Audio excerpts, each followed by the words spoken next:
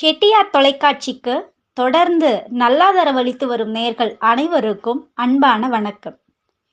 சிவபெருமானுடைய திருவிளையாடல்கள் ஒவ்வொன்றும் அதி அற்புதமானவை. அவற்றில் ஒரு சுவாரஸ்யமான வரலாற்றினை இன்று காண்போம். விருதுநகர் மாவட்டத்தில் உள்ள சிவகாசியிலிருந்து 20 கிலோமீட்டர் தொலைவில் உள்ளது களையார்குறிச்சி எனும் கிராமம். அங்கு அர்ஜுனா மற்றும் சரஸ்வதி நதிகள் கலக்கின்றன. அவை சதுரகிரி மலையிலே உற்பத்தியாகி அங்கு வருகின்றன. சதுரகிரி மலையிலே ஆடு மாடு மேய்ப்பவர்கள் பலர் உண்டு. ஒரு முறை சிவபெருமான் அவர்களோடு விளையாட நினைத்தார். ஆகவே ஒரு கன்று போல உருமாறி அனைத்து மாடுகளின் மடியிலிருந்தும் பாலை குடித்து விட்டார். அந்த மேய்ப்பவர்கள் மாடுகளின் பால் வற்றிவிட்டதன் காரணம் தெரியாமல் குழம்பினார்கள். என்ன நடக்கிறது என்பதை அவர்கள் கண்காணிக்க துவங்கினார்கள். ஒரு நாள் அந்த கன்று அனைத்து மாடுகளின் பாலையும் குடிப்பதை கண்டுபிடித்தனர். அதை பிடிக்க துரத்தினார்கள். கன்றாக இருந்த சிவபெருமான் ஓடிப்போய் ஒரு சாப்பாட்டு பானையில் ஒளிந்து கொண்டார். வருணனை பெரும் மழையாக பொழிய சொன்னார். அதனால் ஏற்பட்ட வெள்ளத்திலே அந்த பானை மிதந்து சென்று கயலார்குறிச்சியில் ஓடிய அர்ஜுனா நதியில் உடைந்து விழ சிவன் அங்கிருந்த மண்ணிலே ஒளிந்து கொண்டார். அந்த இடம் கோவில்பட்டி அருகே இருக்கின்றது. அங்கு ஆடு மாடு மேய்ப்பவர்கள் அதிகம் உண்டு. மாடு மேய்ப்பதுதான் அவர்கள் தொழில். ஒரு முறை அந்த வழியாக மாட்டை ஓட்டிக்கொண்டு சிவபெருமான் மறைந்து கொண்டிருந்த இடத்தின் வழியே ஒருவர் செல்கையில் சிவபெருமான் அவன் காலை இடறிவிட்டார். இது தினமும் அந்த இடத்திலே தொடர அந்த ஆடு மேய்ப்பவர் தனது நண்பரான முத்துக்கருப்ப செட்டியாரிடம் அதை பற்றி கூறினார். அவர்கள் இருவரும் அந்த இடத்திற்கு சென்று அங்கு தோண்டி பார்க்க அதிலே முதலில் பாலும் பிறகு இரத்தமும் வர பயந்து போனவர்கள் அந்த குழியை ஒரு கூடையினால் மூடிவிட்டு வந்துவிட்டார்கள். சில நாட்கள் பொறுத்து அவர்கள் மீண்டும் அந்த இடத்திற்கு சென்று மூடிவிட்டு வந்த இடத்தில் இருந்த கூடையை திறந்து பார்க்க அங்கே அதி அற்புதமான சிவலிங்கம் ஒன்று இருந்தது.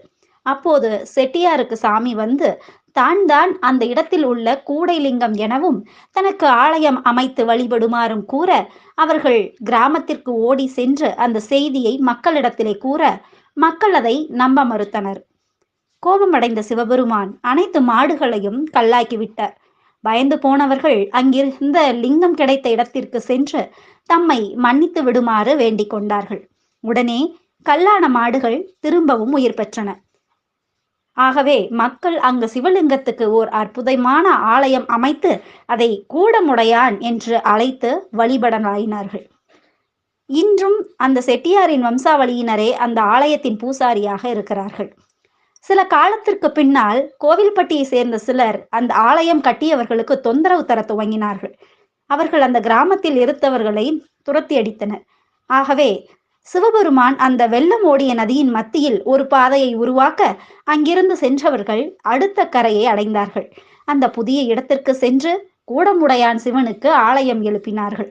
சிவன் கிழக்கு நோக்கி நதியை பார்த்திருக்க அவர்கள் வடக்கு நோக்கி பார்த்தபடி இருக்குமாறு ஐயனாரையும் புஷ்கலா மற்றும் பூர்ணாவையும் பிரதிஷ்டை செய்தார்கள்.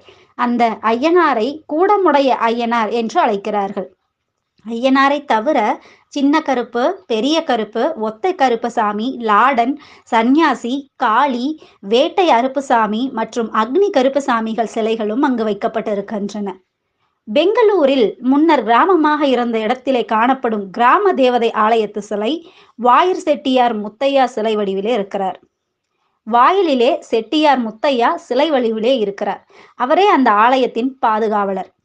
அவரை பற்றிய கதை: அந்த கிராமத்தில் அருகில் இருந்த இன்னொரு ஊரான செந்தூர் எனும் ஊரிலே வாழ்ந்து வந்த இளைஞன் முத்தையா. ஒரு முறை அவர் அந்த நாட்டு அரசியை காதலித்து கடத்தி கொண்டு போய்விட அவனை துரத்தி பிடித்தார் மன்னன். அவனை சதுரகிரி மலை மீது சிரசேதம் செய்தார். ஆகவே அது முதல் தினமும் செட்டியாரின் ஆவி இரவு நேரத்திலே அந்த அரசியை கடத்தி சென்று விட்டு விடியற்காலை அவளை திரும்பி கொண்டு வந்து விட்டுவிடும். ஆகவே அதை யாராவது தடுத்து நிறுத்தினால் 300 பொற்காசுகள் தருவதாக மன்னன் அறிவித்தான். ஆலய பூசாரியான முத்துக்கருப்பன் செட்டியார் அந்த ஆவியிடம் பேசி அந்த ஆலயத்தில் கடைசியாக வந்து வணங்கப்படும் தெய்வமாக வந்து இருக்குமாறு கூற அதை ஆவியும் ஒப்புக்கொண்டது. மன்னன் தான் அறிவித்தபடி 300 பொற்காசுகளை ஆலய பூசாரியான செட்டியாரிடம் இனாமாக தந்த பின் செட்டியாரை கொன்றுவிட்டு அதை திரும்ப எடுத்து வருமாறு கூறி 6 சிப்பாய்களை அனுப்பினார். அதை அறிந்து கொண்ட செட்டியார் மந்திரத்தினால் அவர்களை பிடித்து வைக்க மன்னன் வந்து அவரிடம் மன்னிப்பு கேட்டார். அது முதல் சிவராத்திரி அன்று செய்யப்படும் முதல் பூஜை அந்த மன்னனின் பெயரிலேயே செய்யப்படுகின்றது. அந்த கடவுளை வேண்டிக் கொண்டால் நினைத்தது நடக்கும் என்பது நம்பிக்கையாக இருக்கின்றது. சிவராத்திரி அன்று 3 நாட்கள் பண்டிகைகள் கொண்டாடப்படுகின்றன. ஆடி அமாவாசையிலே 2 நாட்கள் விழா நடைபெறும். அந்த கிராமத்திலிருந்து வெளியேறி பல இடங்களுக்கும் சென்று வசிக்கும் மக்கள் அந்த விழா காலங்களிலே தமது மாட்டு வண்டியிலே ஏறி அங்கு வந்து இறைவனை வணங்குகின்றார்கள். சுமார் 500 மாட்டு வண்டிகள் வந்து அங்கு நடக்கும் விழாவில் மக்கள் கலந்து கொள்கின்றார்கள் என்பது சிறப்பு. இதே போன்று மேலும் சுவாரஸ்யமான தகவல்களுக்கு இணைந்தே இருங்கள் செட்டியார் டிவியுடன். அதுவரை உங்களிடமிருந்து விடைபெறுவது உங்கள் செந்தூரா. நன்றி நண்பர்களே.